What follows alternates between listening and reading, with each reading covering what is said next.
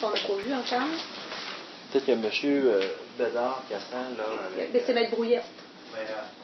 On va attendre Maître Brouillette, Maître Chevalier, je pense. Oui, je pense qu'il voulait vous parler. Il voulait parler à Maître Brouillette. Il veut vous parler. Ah oui? OK. Est-ce que je peux décider ce que je dois faire?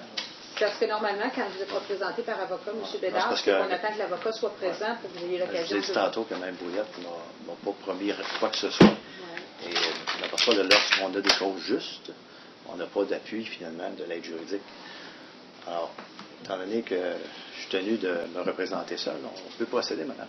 Je n'ai aucun problème avec ça. De toute façon, aujourd'hui, monsieur, c'était fixé pour format, pour la forme. Alors, on ne peut pas vraiment... C'est plutôt pour indiquer si vous avez l'intention de faire un procès ou non. Et là, à ce moment-là, il faut savoir si vous avez l'intention d'être représenté par un avocat avant de fixer la date de procès pour s'assurer que ça va convenir à l'avocat. Alors, moi, je préférais attendre Maître Brouillette qui nous dise ce qu'il y en est. Elle ne doit pas tarder, on va l'appeler au micro. Non, parce que je suis capable de vous dire ce qu'il y en est. Bien, est-ce que vous voulez une date de procès? Marie Brouillette, salle 206. J'aurais des demandes préliminaires au fond, madame. Oui, mais ça va être devant le juge du procès. Alors, à ce moment-là, au moment du procès, vous ferez vos demandes devant le juge du procès. Non, ça concerne, entre autres, l'ordonnance de remise en liberté, des conditions avec lesquelles je ne suis pas d'accord. Alors, je demande finalement des changements sur les conditions, dans un premier temps. Alors ça, c'est pas le juge du procès qui fait ça. Parce que mes conditions avec lesquelles je ne suis pas d'accord me portent préjudice en ce moment. Et si je suis en liberté, et si on m'accroche à cause de conditions avec lesquelles je ne suis pas d'accord, j'ai le droit de vous demander finalement un changement par rapport à ces conditions-là. Et entre autres, les juridictions ont connu l'ampleur du dossier, je ne serais pas capable de prendre une décision claire.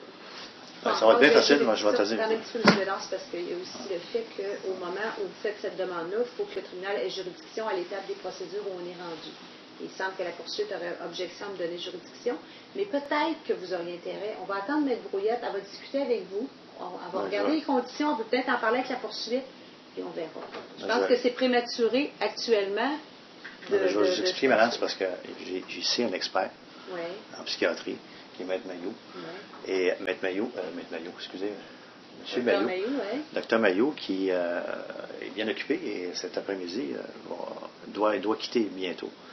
Alors j'aimerais juste faire en sorte que M. Mailloux puisse être témoin du fait que je demande simplement un petit changement, c'est pas grand-chose, sur le fait que c'est indiqué sur l'ordonnance de remise en liberté, c'est indiqué M. Mailloux est mon docteur traitant. Alors, j'aimerais juste préciser que M. Mailloux est venu à Montréal témoigner l'effet que je ne souffrais d'aucune maladie mentale et que je n'avais besoin d'aucun traitement. Et que toute cette parodie au sujet de mon inaptitude à comparaître a été faussée et fait en sorte finalement que tout ça s'est retardé, vous comprenez? Alors, c'est retardé de 15 mois. Alors, j'aimerais juste que bien sûr que c'est gênant pour une poursuite, finalement, de mettre autre chose que de médecin traitant, mais j'aimerais juste qu'on soit honnête et qu'on puisse changer cette condition-là et mettre médecin consultant sur la condition de remise en liberté. C'est qui votre médecin traitant? Alors, je n'ai pas de médecin traitant, médecin consultant. Médecin consultant, c'est le docteur Mailloux, qui est ici présent.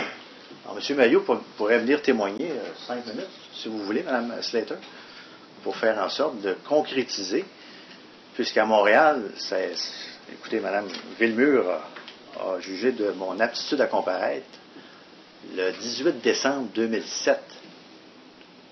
Vous comprenez? Et là, on est en 2009. On est rendu en mars 2009.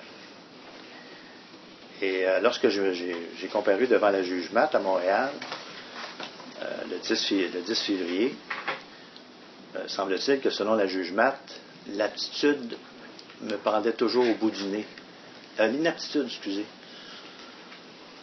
Alors, je pense qu'il faudrait arrêter là, de jouer cette carte-là et faire en sorte que j'aie un procès juste et équitable dans les délais raisonnables. Et je pense que là, Mme Slater, on a dépassé les délais raisonnables, puisqu'il est question en plus d'une procédure sommaire. Alors, le Code criminel dit que la procédure sommaire, il faut que ça soit fait en dedans de 9 mois. Est-ce que je me trompe? Alors, ça fait 15 mois là, que ça traîne. Alors, il n'y en a plus de procédure sommaire, Mme Slater. J'ai l'équivalent d'une sentence fédérale. donc d'une sentence de 26 mois de prison à date. Alors, on ne parle plus ici de procédure sommaire. Alors, ce que je voudrais suggérer à la Cour, c'est qu'on réunisse les dossiers concomitants et qu'on puisse faire en sorte que la cause ici, à Trois-Rivières, puisse être entendue en même temps à Montréal. Étant donné qu'à Montréal, on me dit en plus qu'on a 2 petits témoins. Pas plus que ça. Alors, j'aimerais en rajouter un 3e témoin, qui va être M. Corriveau, qui est de toute façon un ami de M. Gavitian, président de l'Ordre des ingénieurs du Québec. Alors, entre amis, on va faire un petit procès avec juge et jury à Montréal. Est-ce que ça vous tente? Parce que dans les intérêts de la justice, madame, ça a coûté déjà assez cher comme ça, je pense. Là, ça va faire 6 procès qu'on veut me faire pour le même chef d'harcèlement, auquel 2 jurys, à ce jour, n'ont pas cru. Alors, à Montréal, on m'a permis d'avoir un autre procès avec jury, et je comprends finalement la décision de M. Brunton de vouloir me faire un procès avec juge et jury, puisque je pense que on a pas mal, au niveau de la Cour du Québec, on a pas mal dérapé dans ce dossier-là. Et je n'ai pas le choix, Mme Slater, de demander un procès avec juge et jury, étant donné ce dérapage qui fait en sorte qu'on m'a fait perdre de 15 mois de ma vie. Là. Vous comprenez?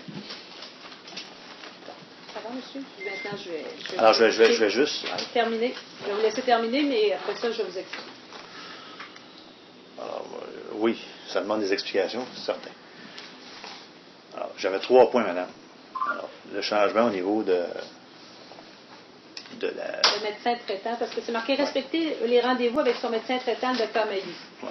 Alors, vous en avez sur le traitant. Ouais, respecter vos rendez-vous avec le médecin Dr. Mayou, ouais. Ça vous conviendrait, monsieur, comme condition. Est-ce que vous avez compris que ce n'est pas mon médecin traitant? Oui, vous avez expliqué. Là, vous voulez un procès devant le jury. C'était ça votre 2e point, puis votre 3e point. Alors, je veux un procès juste et équitable avec juge et jury.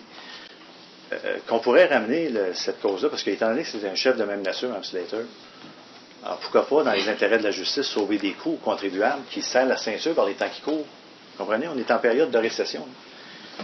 Et au lieu de coûter un autre 165 000 à l'État, mettons ça tout ensemble et faisons comparaître les menteurs tout ensemble.